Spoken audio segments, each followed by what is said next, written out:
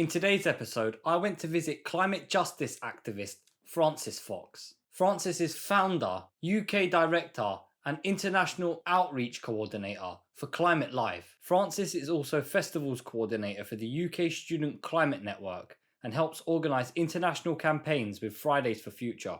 In 2020, she won the UK Gov Environment Agency's Inspirational Person Award. And I thought, how can we engage more people? Because this is our future and all young people should be caring about this because it is going to hit us in about 5 years if we don't do anything. The unprecedented global activism led by young people like Francis should be an inspiration to all of us. Let's jump into our chat and find out more. So I've always been conscious of the environment growing up, like doing the things they tell you in school, like turning off the light switches and turning off the tap and all that jazz. But it wasn't until late 2018 that I kind of realised the severity of the crisis that we're facing. And that was when I heard a speech by Greta Thunberg. And I was just really taken aback by the fact this wasn't something that was being talked about all the time, something we were being taught in schools, something that was like front lines of the media. It just wasn't there. And that's when I was kind of inspired to take action alongside so many young people around the world. And what's the general feel around your university with young people and their response to the current climate crisis? Yeah, I think as, this generation, Gen Z, everyone's generally supportive of the movement and the fact that, climate change is an issue and we have to do something about it.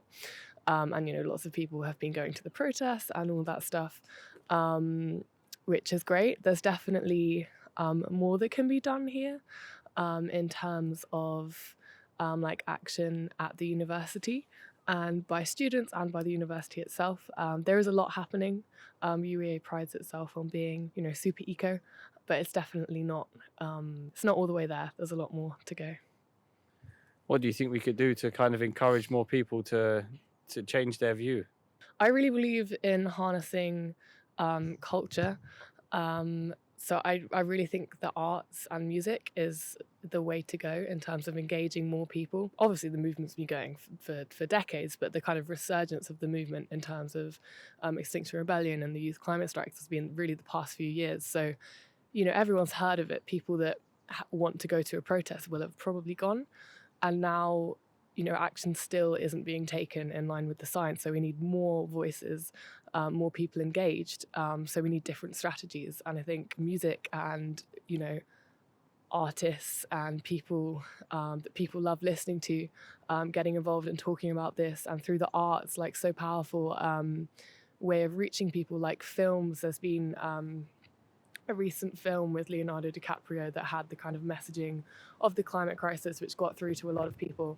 So definitely the arts, I would say, is the way to go. And that's kind of where you're trying to help push people in through the arts. Could you just explain a little bit about what it is that you do with Climate Live and Fridays for Future? Yes. So I started Climate Live in mid-2019 after, being at the climate strikes, coordinating them, and realising that there are so many young people that just weren't engaging with them. So Climate Live is concerts to harness the power of music to engage more people in the movement. So last year in 2021, we held events in 25 countries all around the world simultaneously. It did great in terms of engaging people. Greta did a little Rickroll, which kind of got a lot of people talking. And yeah, there's only kind of more to come in terms of that. And it's really great to see, artists, fan bases engaging with this issue. And then Fridays for Future is the global youth climate movement who organised the strikes. So I got involved with that from the first one in the UK, which was February 2019. And then kind of started at the local level in Bath and Bristol, and then just loved it. Managed to connect with more people from around the world and got involved nationally, then internationally, and it's been incredible. Meeting people for the first time at COP26 in Glasgow was really magical, because you had people that I've been talking to on Zoom calls for 3 years but never seen in person. So there's a really great sense of community. And one of the things that come out of COP was that we needed to stop building any more oil fields, and the government has quietly just gone and pushed one through. Could I just get your opinion on that? It's ridiculous. And there's so much hypocrisy of the UK calling themselves a climate leader when they're passing oil fields and supporting projects like HS2, which destroy ancient woodlands. And there's just really no defense for it, really. It just completely goes against their promises and what they're saying. And do you have a message for the ministers that you'd like to share with us about their actions? Act now, our future and people on the front lines as present is in your hands. Yeah, very powerful message. Trying to move on to maybe something more positive. Is there anything that you feel positive about right now in the sort of environmental world?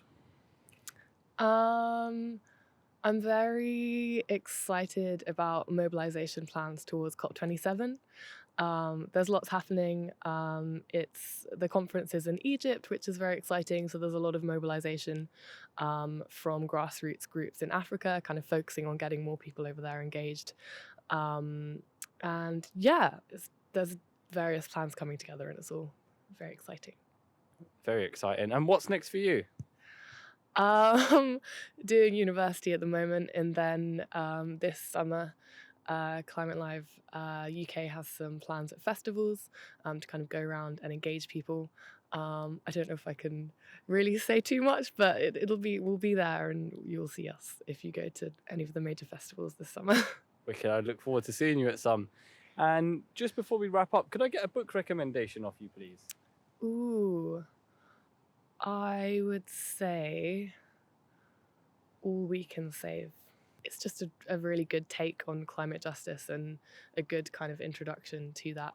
And more than an introduction, a kind of way of understanding it. It's just framed and written really well. Could I ask you to recommend a project or person you think I should speak to? Ooh, I would say Hamish Evans from Extinction Rebellion Bath. He also grows his own stuff, and he lives on a canal boat, which is solar powered, and he's done so much for the movement. He's just finished his dissertation at university, and he's just a genuinely lovely soul, cares a lot. I think you guys would get on really well. Yeah, thanks for that. I'll definitely hit him up. And finally, would you just be able to leave us with a message of hope, please? Yeah, this movement is only growing. Our movement is based on facts. There's no denying that. So as more and more people kind of realize what it is, they're only going to join, and we're only going to get stronger and more powerful. Well, thank you very much for talking to me, Francis. It's been a pleasure to meet you, and I wish you all the best with everything that you're doing. Thank you for having me.